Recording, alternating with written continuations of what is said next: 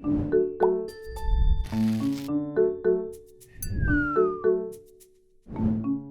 I'm Sean. And I'm MJ.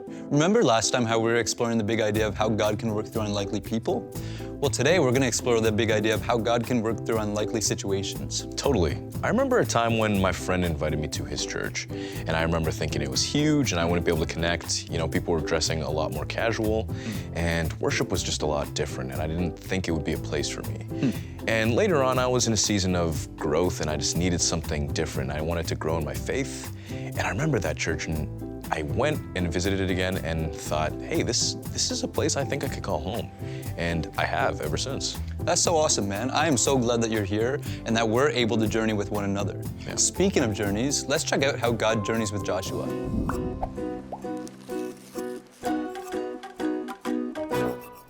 Rock, paper, scissors, shoot.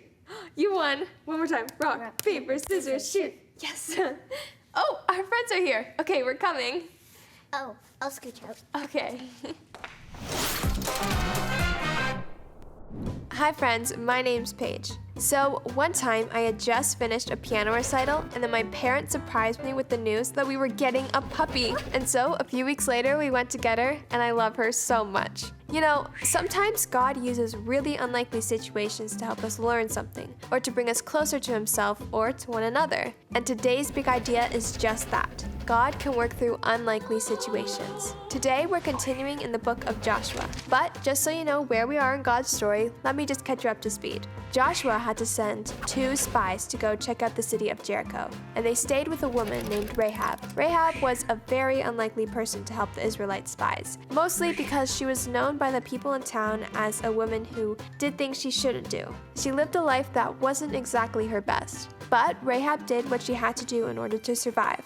The king of Jericho heard there were Israelite spies staying at Rahab's house. Then she helped them escape and made a deal with them that she and her family would be safe because she had helped the spies. They agreed and told her to tie a bright red rope in her window. When they went away, she tied the rope at the window. Now, the spies returned to Joshua and told him that the people were afraid of them and weak. It was time to head to Jericho. So, one morning, Joshua and all the Israelites started on their way. Orders were given to all the people. Watch for the ark of the covenant of the Lord. When you see it being moved, follow it. Then Joshua said, "Set yourselves apart to the Lord. Tomorrow he will do amazing things among you." Then Joshua sent a message to the men carrying the ark. When you reach the edge of the Jordan River, go into the water and stand there. The people packed up all their belongings and followed the ark.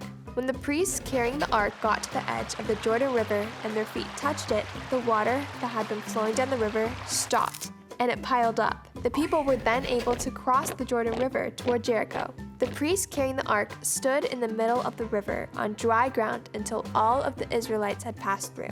God told Joshua to have 12 men choose 12 stones from the middle of the river and place them in the camp as a reminder to them of what God did and as a reminder to their children. When all of Israel had passed through, the Lord told Joshua to have the priests come out of the river.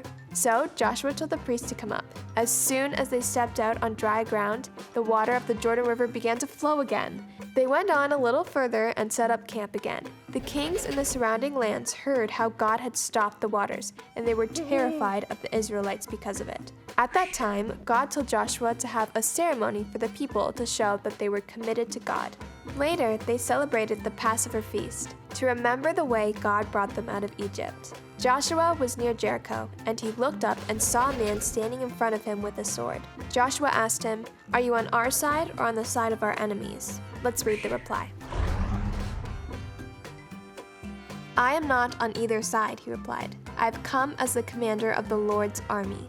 Then Joshua fell with his face to the ground. He asked the man, "What message does my Lord have for me?" The commander of the Lord's army replied, "Take off your sandals. The place you are standing on is holy ground." So Joshua took them off. After this time had happened, the Lord told Joshua that he was giving Jericho to him. This is how Joshua would take over Jericho. God told him to have his army march around Jericho once a day for 6 days. The priests were to carry the Ark of the Covenant, and the other priests were to have trumpets made of ram's horns. Then, on the 7th day, they were to march around the city 7 times. The priests were to blow their trumpets while they marched, and then the priests would blow a long blast on the trumpets, and the whole army was to shout. When they did this, God told them the wall of the city will fall down and everyone will go right in.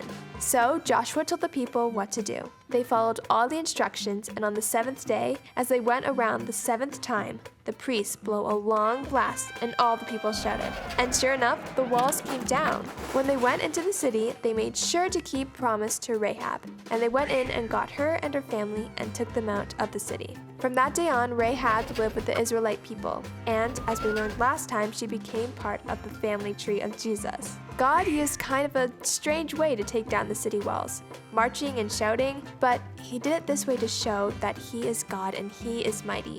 He is the one true God.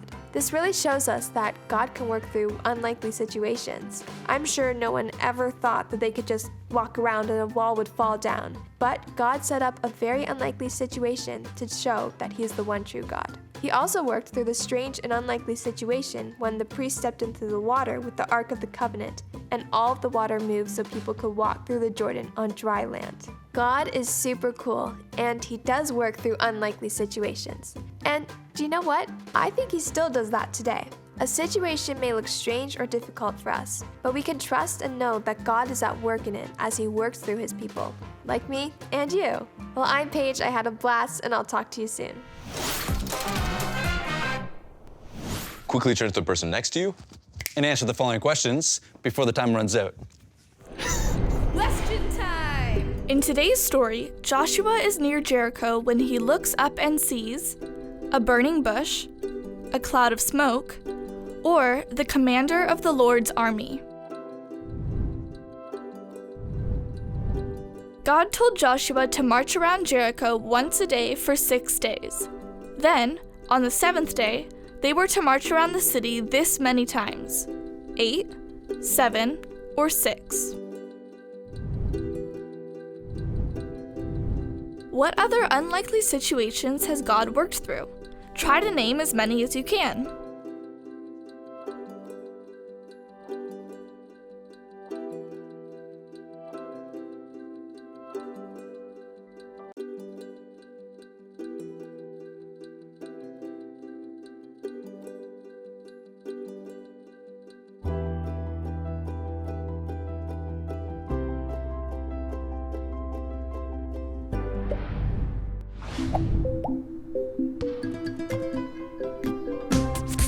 Game time! Goliath. Can you say the key verse before the battle is over? Get ready! 3, 2, 1, go!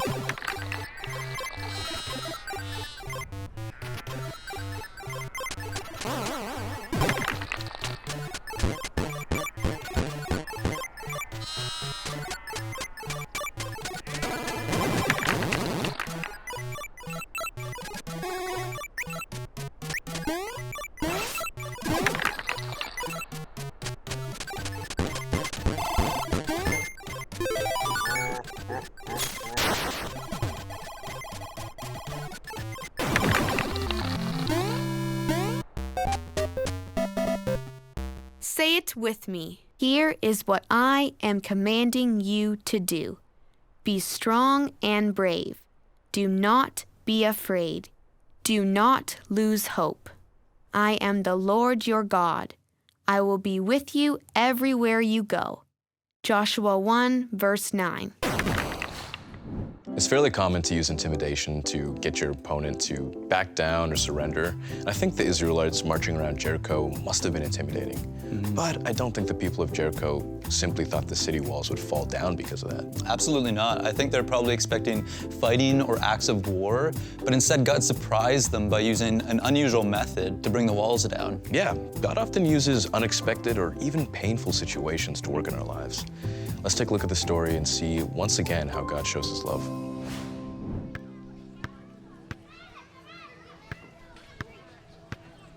So I've been bullied at school.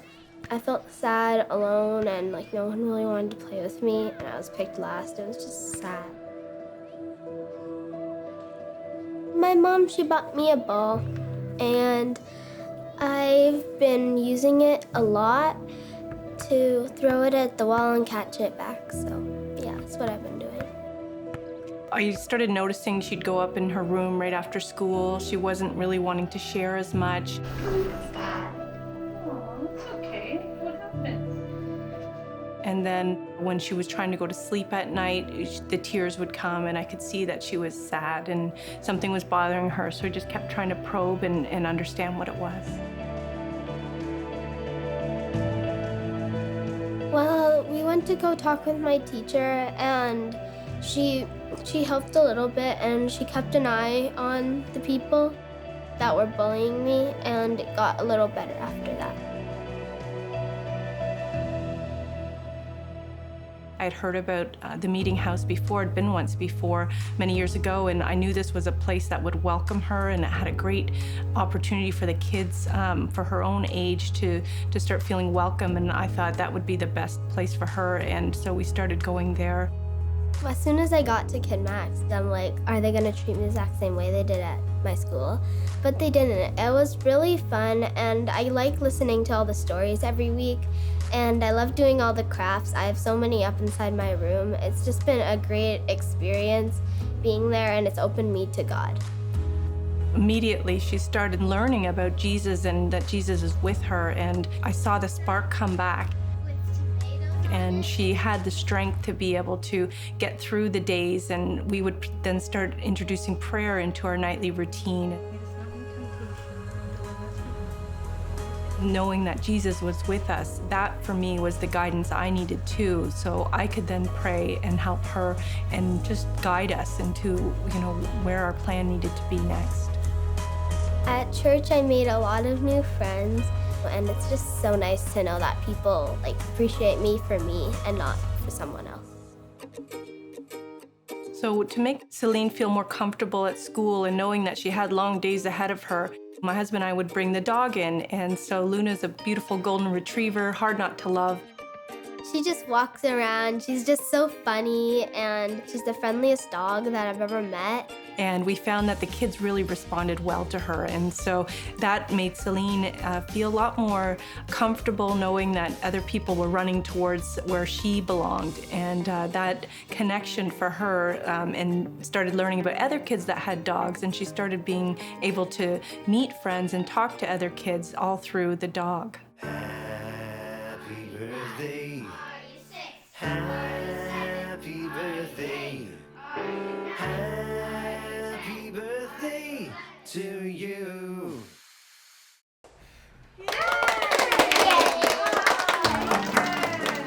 My birthday party was amazing. So as Selene and I were talking about her invitations and starting to plan for her birthday party, we talked about what being a Christian really means and forgiveness, and was she ready to invite the whole class? And she really thought about it and said, absolutely, I want to invite everybody, and I want to make sure that no one's ever felt the way I felt. We played games, and everyone wanted to sit beside me when I was blowing out my candles, and it was just an amazing experience to see that everybody just loved me for me. The bullies weren't now my friends. They came to my birthday party. We had a blast. For the last few days of school, we were chatting, playing hand games. We were playing hopscotch. I started with just playing a ball by myself, and now I have 20 friends trying to play with me. It is amazing that God really, truly does work through unlikely situations, and we found that Selene having to endure this helped our family to understand that God is there and get through other issues that we were going through as well. So it's been just an amazing story at the end to know that God is with us and will carry us through right down to this experience today. It's just so amazing to see that God can change your life for the better, and your parents can help you as well. I went from nobody to somebody, so yeah.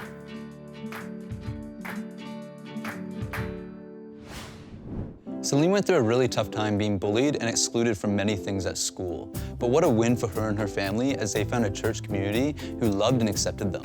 Yeah, God completely turned the situation around for Selene and helped her forgive her bullies and even befriend them. Yeah, this is definitely not the typical outcome for those being bullied, but what a great example of how God can work through surprising, sad, and unexpected situations. I agree. Let's break into our small groups now and see what this looks like in our lives.